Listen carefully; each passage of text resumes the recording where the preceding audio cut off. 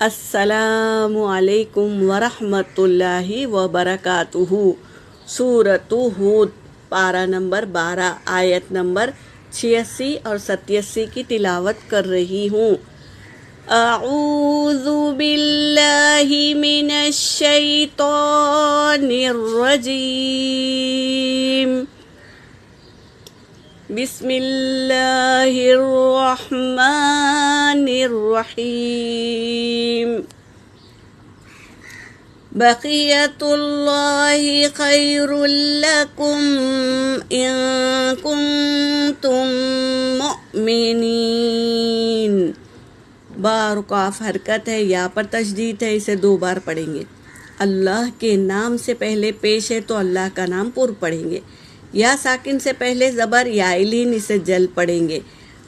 اور تنوین ہے اور اس کے بعد لام پر تشدید ہے تو لام کو تنوین کو لام میں ملائیں گے بلا غننے کے۔ لام کو 2 بار پڑھیں گے۔ کاف پر حرکت ہے۔ میم ساکن کے بعد با اور میم کے علاوہ کوئی اور حرف آئے تو میم ساکن کا اظہار ہوگا۔ یہاں پر دیکھو حمزہ حرکت ہے، نون ساکن ہے، نون ساکن کے بعد کاف آیا ہے اخفا میں سے تو نون کا اخفا ہوگا۔ یہاں بھی نون ساکن کے بعد تا آیا ہے تو یہاں بھی اخفا ہوگا۔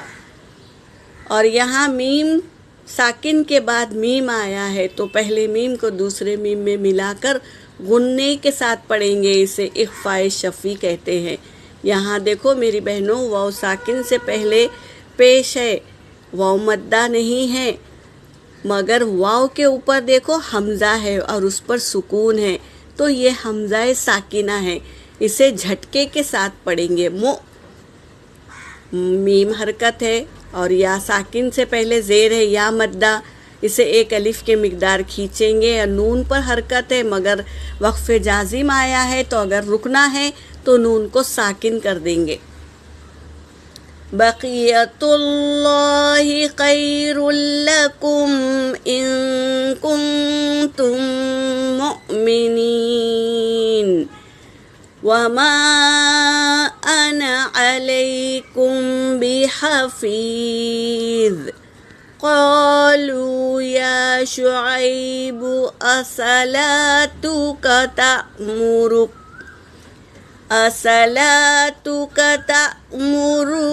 ان نترک ما يعبد آباؤنا أو أن نفعل في أموالنا ما نشاء إنك لأنت الحليم الرشيد۔ صدق اللہ العلی العظیم۔ ترجمہ کر رہی ہوں۔ بقیت اللہ، جو باقی ہے وہ اللہ نے دیا ہے۔ خیر لکم، تمہارے لیے خیر ہے، جو تمہارے پاس جو باقی ہے وہ تمہارے لیے خیر ہے۔ ان کنتم مؤمنین، اگر تم مومن ہیں تو تمہارے لیے خیر ہے، یہ بتا رہے ہیں۔ وما، اور نہیں ہوں، انا میں، علیکم بحفیظ،